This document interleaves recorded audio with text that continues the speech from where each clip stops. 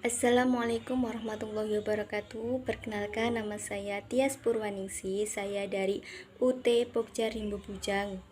Di sini saya akan membawakan materi yang berjudul kekerasan seksual terhadap anak. Kekerasan seksual terhadap anak adalah kenyataan yang menakutkan dan tidak menyenangkan karena dampaknya yang bisa menghancurkan psikososial tumbuh dan kembangnya di masa depan. Fakta kekerasan seksual terhadap anak yaitu yang pertama, para ahli memperkirakan 1 dari 4 anak perempuan dan 1 dari 6 anak laki-laki mengalami kekerasan seksual sebelum mereka berusia 18 tahun. Yang kedua, 1 dari 5 anak mengalami kekerasan seksual yang berawal dari internet. Yang ketiga, usia rata-rata korban kekerasan seksual adalah 9 tahun. Yang keempat, sekitar 40% pelaku kekerasan seksual dulunya merupakan korban kekerasan seksual. Faktor penyebab.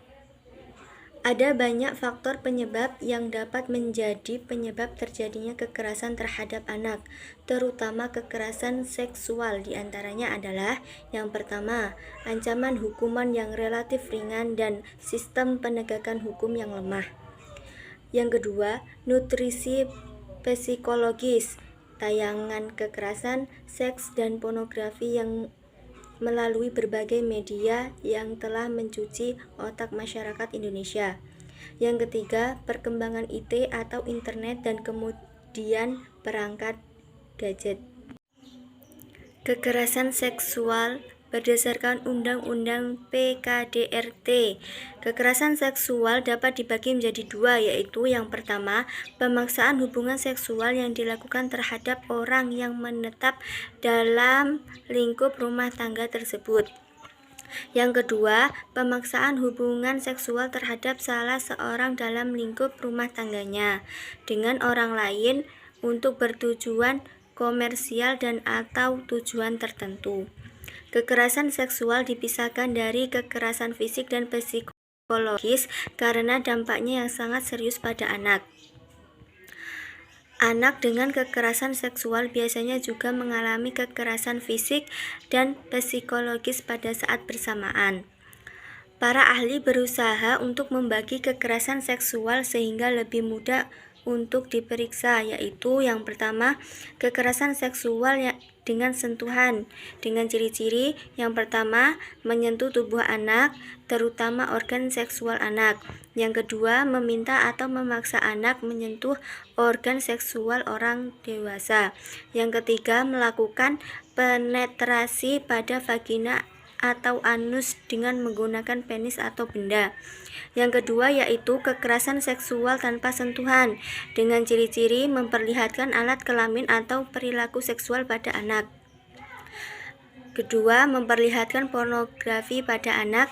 Yang ketiga, meminta anak untuk membuka baju di hadapan orang dewasa.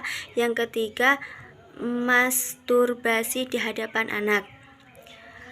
Yang ketiga yaitu eksploitasi seksual dengan ciri-ciri sebagai berikut. Yang pertama, melibatkan anak pada bidang prostitusi, dan yang kedua yaitu menggunakan anak pada film atau foto pornografi. Pencegahan kekerasan seksual terhadap anak.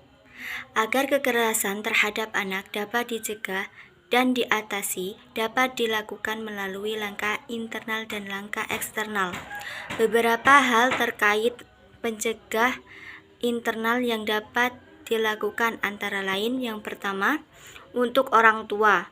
Orang tua dapat melakukan hal sebagai berikut. Yang pertama, ajarkan anak tentang privasi bagian-bagian tubuh. Yang kedua, pembekalan bela diri. Yang ketiga, pendidikan agama untuk anak. Dan yang keempat, dengarkan ketika anak berusaha memberitahu sesuatu.